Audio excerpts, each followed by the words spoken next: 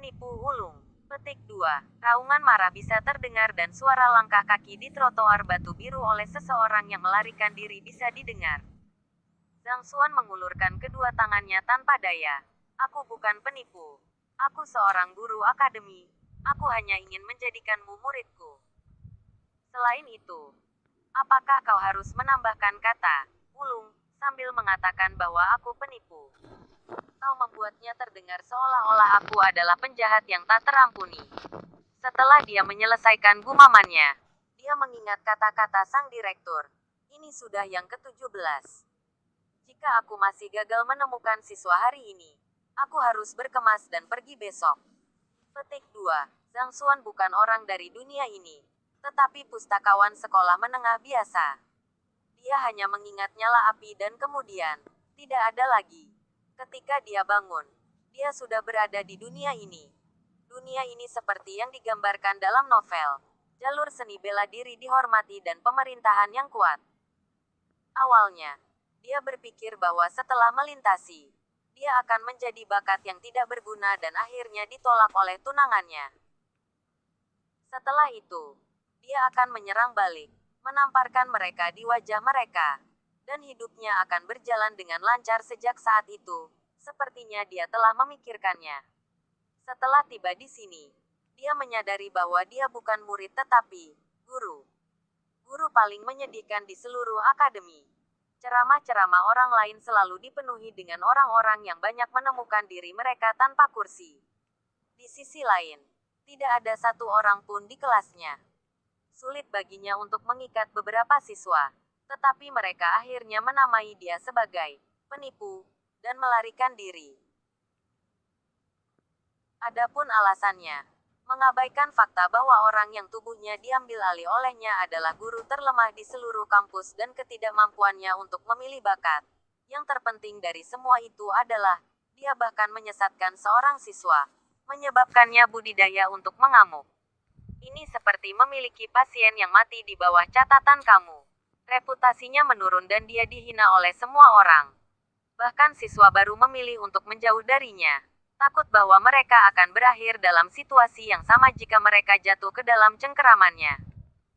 Catatan prestasi yang buruk dan kurangnya murid menyebabkan dia mendapat peringkat sebagai yang pertama dari bawah di seluruh akademi untuk ujian kualifikasi guru tahun lalu. Dia bahkan mendapat nilai 0 pertama dan hanya dalam seluruh sejarah akademi. Tertekan, dia menggunakan alkohol untuk menenggelamkan kesedihannya. Pada akhirnya, tepat seperti yang dia inginkan, dia meninggal, memberikan kesempatan bagi Zhang Xuan untuk melompat. Pada awal masa jabatan baru, akademi mengeluarkan ultimatum kepadanya. Jika dia tidak dapat merekrut satu siswa untuk pelajarannya pada tahun ini, kualifikasinya sebagai guru akan dicabut. Hari ini, sudah ada 17 siswa baru yang melewati ruang kelasnya. Pada akhirnya, saat mereka mendengar namanya, semua dari mereka melarikan diri. Seolah-olah seorang wanita muda bertemu dengan seorang paman yang aneh, berlari sejauh yang bisa dilakukan oleh kaki mereka. Sepertinya aku harus mencari cara untuk membujuk salah satu dari mereka. Ketika dia masih berpikir tentang bagaimana dia harus mengikat seseorang, dia melihat kepala seorang gadis dengan ekspresi bingung di pintu masuk. Bolehkah aku bertanya apakah ini ruang kelas guru Lusun? Dia memiliki penampilan yang lucu dan elegan. Belum lagi suaranya yang manis. Guru Lusun adalah guru bintang akademi. Pelajarannya selalu penuh dan banyak orang memilih untuk datang ke akademi karena ketenarannya. Aku akan membawanya. Melihat seseorang masuk ke perangkapnya, mata Zhang Xuan menyala. Mengingat semua jenis metode untuk bertindak keren dari kehidupan sebelumnya, dia duduk dengan tenang di kursinya dan berpose seperti seorang ahli yang tercerahkan. Kamu ingin menjadi muridnya? Gadis muda itu menganggukkan kepalanya dengan marah ketika kekaguman muncul di murid-muridnya yang hitam pekat. Aku telah mendengar bahwa guru Lusun adalah guru yang paling luar biasa di Akademi Hongtian. Semua siswa yang dia ajar luar biasa dan bergabung dengan kelasnya adalah suatu kehormatan tersendiri. Petik 2. Rumor mungkin tidak mencerminkan kebenaran. Guru itu seperti sepatu. Yang penting cocok atau tidak. Tidak peduli seberapa baik dia memberi kuliah. Jika teori-teori itu tidak sesuai dengan keterampilan yang kamu latih, kamu tidak hanya akan kesulitan untuk maju. Kekuatan kamu bahkan mungkin mundur. Bahkan jika seorang guru tidak terkenal, jika teorinya selaras dengan kamu masih dapat meningkat dengan cepat dan kultivasi kamu akan meningkat secara eksponensial. Petik 2. Begitukah? Aku juga mendengar kakak laki-lakiku mengatakan kata-kata seperti itu sebelumnya. Gadis muda itu merenung sejenak. Ketidakpastian muncul di matanya yang indah. Namun, aku tidak tahu pelajaran apa yang cocok untukku. Melihat dia ada di kait, mata Zhang Xuan menyala. Dia ragu-ragu untuk sesaat ketika orang bijak besar seperti Karl Marx dan Friedrich Engels berkelebat satu demi satu dalam benaknya. Dia berpura-pura kesulitan dan berkata, pertemuan kita bisa dianggap sebagai takdir juga. Bagaimana dengan ini? Aku juga seorang guru di akademi ini. Aku akan membantu kamu melihat tulang, bakat, dan kepribadian kamu dan merekomendasikan guru yang cocok untuk kamu. Petik 2. Kalau begitu aku akan menyusahkanmu, Tuan. Dia tidak berharap bahwa seorang guru yang dia temui dengan santai akan begitu akomodatif. Gadis itu segera mengangguk dengan penuh semangat. Perlihatkan kultivasi kamu terlebih dahulu. Mata Zhang Xuan setengah terbuka, memandang seolah-olah ini tidak mengganggunya. Iya nih, Dalam waktu singkat, seluruh ruangan bersiul dari gelombang kejut pukulannya. Gelombang demi gelombang energi spiritual berenang di sekitar tubuh gadis itu. Agar energi spiritualnya terkumpul dan bukannya terpencar. Belum lagi kuat tapi tersembunyi. Ini menunjukkan bahwa dia memiliki landasan yang besar. Baiklah, aku bisa mengatakan bahwa kamu telah berlatih dengan rajin dan rajin. Fondasi kamu solid dan bakat kamu unggul. Kamu jenius yang sulit didapat. Setelah dia menyelesaikan rutinitas meninju, Zhang Xuan menganggukkan kepalanya dengan puas. Dia meniru peramal nasib dari bumi. Kata-katanya licin dengan sejumlah besar interpretasi. Orang-orang yang mendengarkan tidak dapat menemukan kesalahan dengan kata-katanya dan sebaliknya. Mereka akan terkejut dengan seberapa akurat komentarnya. Terutama kekuatan di kakimu. Mereka seperti naga yang melingkar. Setiap gerakan seperti air yang mengamuk. Penuh kekuatan. Selama kamu berlatih keras di masa depan, kamu pasti akan memiliki masa depan yang cerah. Guru, kakiku terluka. Tabib mengatakan bahwa itu sama saja dengan lumpuh. Gadis itu menyela monolognya dengan tatapan curiga di matanya. Terluka, wajah Zhang Xuan memerah. Namun, dia berkulit tebal, sehingga orang lain tidak bisa mengatakannya. Dia terus omong kosong. Apakah kamu pikir aku tidak bisa mengatakannya? Aku tahu itu sejak kamu mengerahkan kekuatan kamu. Alasan mengapa aku mengatakan itu karena, melalui kehancuran akan ada kelahiran kembali. Meskipun kaki kamu terluka, kamu secara tak terduga diberkati dengan kesempatan yang tidak diharapkan orang lain. Selama kamu menangkapnya dengan benar, kerja keras kamu akan menjadi kekuatan terbesar kamu. Yang lain hanya bisa melihat dengan iri. Petik 2. Bagaimanapun, dia hanya membujuknya. Jika dia bisa meyakinkannya dengan omong kosong, dia akan omong kosong. Yang penting adalah untuk mendapatkan muridnya terlebih dahulu. Kesempatan, guru. Peluang seperti apa itu? Mata gadis itu berbinar. Setelah kakinya terluka, dia selalu merasa bahwa dia lebih rendah dari yang lain, menyebabkan dia memiliki harga diri yang rendah. Dia tidak berharap untuk tersandung pada keberuntungan karena kecelakaan seperti itu. Peluang ini dapat memungkinkan kamu untuk melonjak ke puncak dalam sekali jalan. Tidak akan sulit bagi kamu untuk menjadi yang pertama di antara mahasiswa baru. Lagi pula, bakat kamu luar biasa. Seorang jenius yang belum muncul dalam sejarah. Namun, kata-kata Zhang Xuan terus berlanjut. Yang dia kekurangan sekarang adalah mengeluarkan manual palem Buddha telapak tangan. TL, Kung Fu Hustle. Setelah mendengar bahwa dia adalah seorang jenius yang mampu menjadi yang pertama di antara mahasiswa baru, wajah gadis itu memerah dengan marah dan terus bertanya, namun bagaimana? Namun, Zhang Xuan menghela nafas. Ini adalah keluhan bahwa seorang bakat akan dikubur di tanah. Para guru yang mampu melihat kesempatan seperti itu tidak banyak jumlahnya di akademi ini. Termasuk aku. Hanya ada 3. 2 lainnya sudah berhenti menerima siswa sejak 3 tahun lalu. Jadi, akan sulit bagi aku untuk bertanya kepada mereka juga. Berhenti menerima siswa. Awalnya, gadis itu memiliki harapan tinggi untuk itu, tetapi setelah mendengar kata-kata itu, ekspresinya berubah suram. Kemudian, dia tampaknya mengingat sesuatu tiba-tiba dan berkata, "Mereka tidak menerima siswa tetapi guru. Apakah kamu menerima?"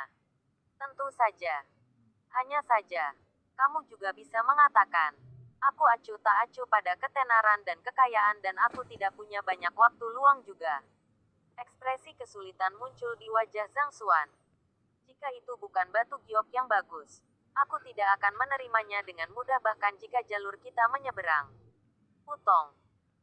Sebelum dia dapat menyelesaikan kata-katanya, gadis itu berlutut di lantai dan membungkuk. "Aku tahu Tuan itu mulia. Tetapi tolong terima aku sebagai muridmu. Aku akan berlatih dengan rajin agar tidak mempermalukanmu." Petik 2. Gelombang kegembiraan mengalir ke dalam hati Zhang Xuan. Meskipun wajahnya masih terlihat sulit, ada takdir di antara kita. Hanya saja, kamu juga bisa mengatakan, "Aku suka kedamaian." Sebagai muridmu, aku berjanji untuk tidak pernah mengganggu guru kecuali itu darurat. Melihat bahwa dia sedikit tidak mau, gadis itu segera menganggukkan kepalanya dengan ekspresi tulus di wajahnya. "Aku tidak punya banyak siswa. Jadi sumber daya yang aku miliki tidak dapat dibandingkan dengan guru lain. Juga, kamu mungkin dikritik oleh orang lain." Zhang Xuan melanjutkan. "Begitukah, aku telah mendengar bahwa sumber daya pelatihan itu penting." Gadis itu ragu-ragu. Jumlah sumber daya yang diklaim guru dari akademi terkait dengan jumlah muridnya, hasil mereka, dan berbagai faktor lainnya. Tanpa sumber daya yang memadai, sulit untuk maju dalam budidaya seseorang. Batuk, batuk. Aku hanya mengatakan itu untuk mengujimu. Karena kamu bertekad dan tulus mengakui aku sebagai tuan kamu, aku dengan enggan akan menerima kamu. Melihat tanda-tanda keraguannya, Zhang Xuan memotongnya dan berkata, "Kartu identitas kamu." Petik 2. Jadi, begitu cepat, dia tidak berharap bahwa guru akan mengubah wajahnya secepat membalik halaman buku. Gadis itu sedikit terkejut ketika dia menggenggam token yang dilewati oleh Zhang Xuan yang mewakili identitasnya. Saat dia mempertimbangkan apakah dia harus menegaskan hubungan, dia melihat guru Zhang yang pendiam menarik tangannya dan memotongnya dengan belati tajam. Setetes darah jatuh pada token giok. Weng, lampu berkedip. Ah, gadis itu sedikit tercengang. Bukankah guru mengatakan bahwa dia harus mempertimbangkannya dengan hati-hati? Tidak peduli dengan ketenaran dan kekayaan. Bukan. Mengapa gerakannya begitu cepat dan bahkan belati dipersiapkan sebelumnya? Mulai sekarang, kamu adalah muridku. Setelah verifikasi melalui darah, Zhang Xuan menghela nafas lega. Kemudian, ia terus menganggap citranya sebagai ahli yang tidak duniawi. "Siapa namamu?" "Guru. Aku dipanggil Wang Ying."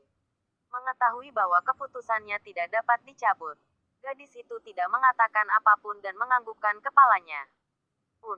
Ambil token identitasmu untuk mengklaim tempat tidur dan buku-bukumu. Juga, cari penginapan kamu saat kamu sedang melakukannya. Kami akan mulai pelajaran besok. Temui aku di sini. Petik 2. Zhang Xuan mengibaskan tangannya. Ya, Wang Ying mengangguk dan berbalik untuk pergi. Aku telah berhasil membujuk satu. Petik 2.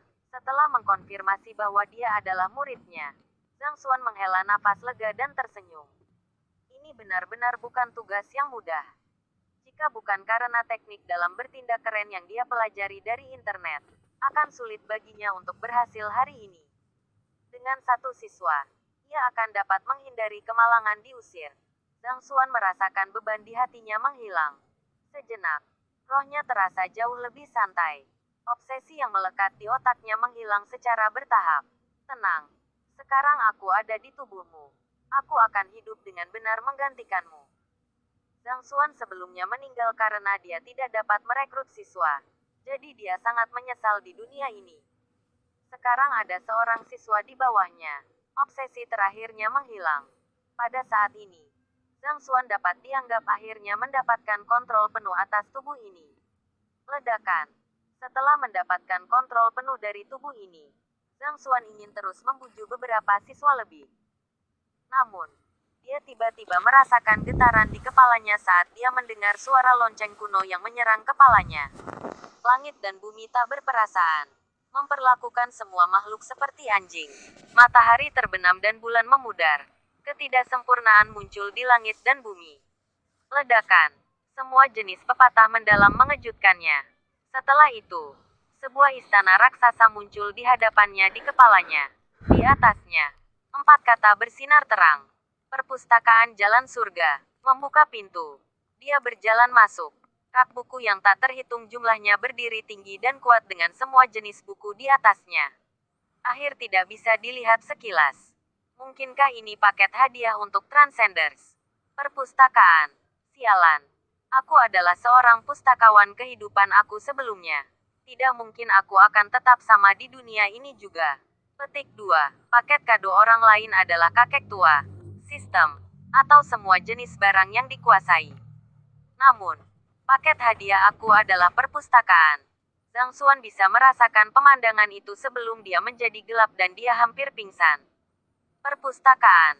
Untuk apa? Mungkinkah dalam perkelahian masa depan aku ketika orang lain melemparkan pedang kepada aku akan melempar buku.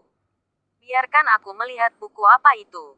Merasa tak berdaya, Zhang Xuan meraih untuk mengambil buku dari rak buku untuk menentukan tujuan perpustakaan ini. Namun, ketika dia berbaring, tangannya melewati rak buku, menyebabkan dia mengambil udara tipis. Apakah kamu bermain denganku? Memberi aku perpustakaan namun mencegah aku mengambil dan membaca buku apapun. Apa yang sebenarnya kamu inginkan? Petik 2. Zhang Xuan terdiam. Keinginan untuk menangis menguasai dirinya. Tetapi tidak ada air mata yang jatuh.